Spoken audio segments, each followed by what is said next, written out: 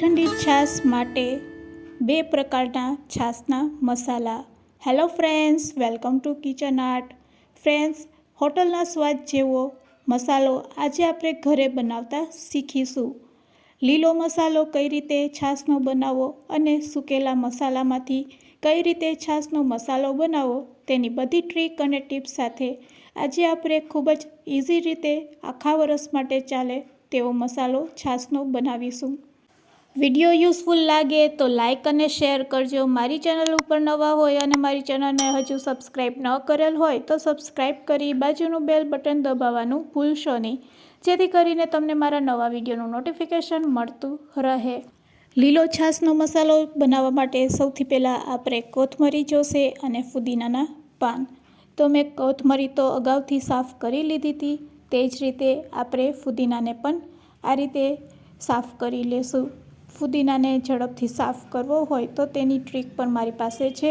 ડાળખીમાંથી આપણે ફુદીનાને કઈ રીતે દૂર કરી શકીએ છીએ, જો આ રીતે તમે દૂર કરી શકો છો, ઇઝીલી થઈ જશે। અને જો આ રીત પસંદ ના હોય તો તમારે આ રીતની કાણાવાળી પ્લેટ લેવાની, તેનાથી પણ ઇઝીલી તમે ડાળખીમાંથી ફુદીનાના પાન છૂટા કરી શકો છો। ફુદીનો અને કોથમરી સાફ કર્યા પછી આપણે એક વખત તેને પાણીથી ધોઈ લેશું। તો કોથમરી અને ફુદીનાને બંનેને આપણે અલગ અલગ પાણીથી આ રીતે ધોઈ લેશું, એટલે તેમાં રહેલી ડસ્ટ છે તેને આપણે દૂર કરી શકીએ। તો હળવા હાથેથી આપણે આ રીતે કોથમરીને ધોવાની છે પાણીમાં, અને બસ હવે આપણે કોથમરીને પાણીમાંથી કાઢી લેશું। પાણીમાંથી કાઢ્યા પછી તેને કોટનના કપડા ઉપર આપણે આ રીતે સ્પ્રેડ કરી દઈશું। બસ એક રાત માટે આપણે પંખા નીચે તેને રહેવા દઈશું, જેથી કરીને કોથમરી સરસ સુકાઈ જશે। અને તે જ રીતે ફુદીનાને પણ ધોઈને આપણે કોટનના કપડા ઉપર આ રીતે સ્પ્રેડ કરશું। હવે તમારે ક્વોન્ટિટીમાં જો ફુદીનો વધારે રાખવો હોય તો ફુદીનો રાખી શકો છો, અને કોથમરી રાખવી હોય તો કોથમરી રાખી શકો છો।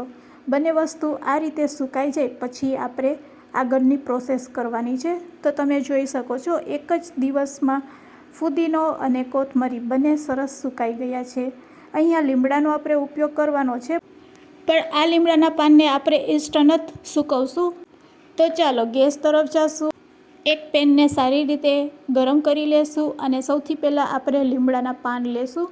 2 ચમચી જેટલા જ લીમડાના પાન આપણે એડ કરશું, કારણ કે જો લીમડાનો પાનનો વધારે ટેસ્ટ આવશે તો મસાલો સારો નહીં બનશે, એટલે લીમડાના પાનને ખૂબ જ ઓછા આપણે લેવાના છે। આ રીતે શેકશો એટલે લીમડાના પાન સરસ સુકાઈ જશે। હવે ગેસની ફ્લેમ બંધ કરીને તેમાં જ આપણે ફુદીનાના પાન અને કોથમીરના પાન પણ એડ કરી દેવાના છે। આ રીતે પાન શેકાઈ જાય એટલે તેને એક પ્લેટમાં કાઢી લેવાના। હવે તે પેનમાં આપણે 2 ચમચી જેટલું જીરું, 2 ચમચી આખા ધાણા અને બસ 20 નંગ જેટલા મરી એડ કરવાના છે, અને બસ આ બધી વસ્તુને આપણે મીડિયમ ટુ લો ફ્લેમ ઉપર શેકી લેવાના છે। અહીંયા આપણે કલર ચેન્જ નથી કરવાનો, બસ ગરમ પેન હશે તો શેકાતા ફક્ત 1 જ મિનિટ લાગે છે। તો અહીંયા આપણું જીરું, ધાણા અને મરી છે શેકાઈ ગયા છે। ગેસની ફ્લેમ આપણે બંધ કરી દઈશું અને ગરમ ગરમ પેનમાં જ આપણે જે લીલા પાન બધા શેકીને રાખેલા છે તે એડ કરી દેવાના છે।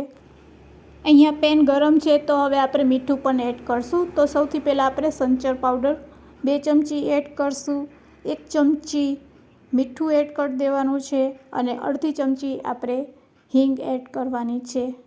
હવે બસ મસાલો ઠંડો થઈ જાય એટલે આપણે તેને ગ્રાઇન્ડ કરી લેશું, અને એકદમ સરસ ગ્રીન મસાલો આપણો તૈયાર થઈ જશે। તો તમે જોઈ શકો છો ગ્રાઇન્ડ કર્યા પછી ખૂબ જ સરસ મસાલો છે એ આપણો રેડી થઈ ગયો છે। બસ એક વખત આપણે તેને ચારી લેશું તો છાશમાં નાખી શકાય, અને હોટલના સ્વાદ જેવો ગ્રીન કલરનો મસાલો છાશનો રેડી છે। આ રીતે તમે બનાવીને આખું વરસ માટે સ્ટોર કરી શકો છો। તો ગ્રીન કલરનો છાશનો મસાલો રેડી છે। હવે સૂકા મસાલામાંથી છાશનો મસાલો તમારે બનાવવો હોય તો તમારે ધાણા વધારે લેવાના છે, જીરું વધારે લેવાનું છે, મરી પણ વધારે લેવાની છે, અને તેની સાથે તમારે તજ એડ કરવાનું છે। આ બધી વસ્તુને આપણે 2 મિનિટ માટે લો ફ્લેમ ઉપર શેકી લેશું। અહીંયા આપણે કલર ચેન્જ નથી કરવાનો, જો આ રીતે તમે શેકશો એટલે તે શેકાઈ જશે. તો અહીંયા આપણો મસાલો શેકાઈ ગયો છે. મસાલો શેકાઈ જાય પછી અજમા નાખશું, કારણ કે અજમાને શેકાતા વાર નથી લાગતી.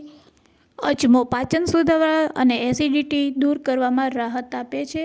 હવે લીમડાના પાન અને આપણે ફુદીનાના પાન એડ કરશું. ફ્રીજમાં તમે 4 કે 5 દિવસ માટે ફુદીનાના પાન અને લીમડાના પાન રાખશો તો તે સુકાઈ જાય છે. અને મસાલા સાથે આ રીતે મિક્સ કરીને શેકવાથી એકદમ તે કડક થઈ જાય છે. આ રીતે શેકેલો મસાલો આખું વરસ સારું રહે છે. તો હવે તેને ઠંડો કરી લેશું એક પ્લેટમાં કાઢીને.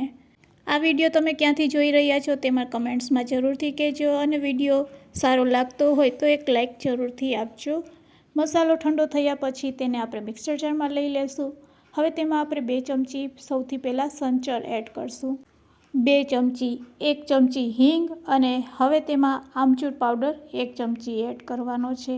આમચૂર પાવડર એડ કર્યા પછી 2 ચમચી જેટલું મીઠું એડ કરવાનું છે. અને હવે આપણે આને ગ્રાઇન્ડ કરી લેશું એટલે છાશનો મસાલો તૈયાર. બસ ગ્રાઇન્ડ થયા પછી તેને પણ આપણે ચારી લેશું.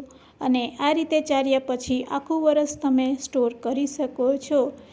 આ મસાલાને સ્ટોર કરવા માટે આપણે એરટાઇટવાળી બરણી લેશું અને મસાલાને ભરી લેશું. બસ જ્યારે પણ ઠંડી ઠંડી છાશ પીવો ત્યારે આ મસાલો નાખીને તમે એન્જોય કરો. તો બજારના મોંઘા મસાલા છોડો, હોટલના સ્વાદ જેવો જ મસાલો ઘરે બનાવો અને એન્જોય કરો. વિડીયો યુઝફુલ લાગ્યો હોય તો તમારા ફ્રેન્ડ્સ, મિત્ર અને ગ્રુપમાં શેર કરવાનું ભૂલશો નહીં.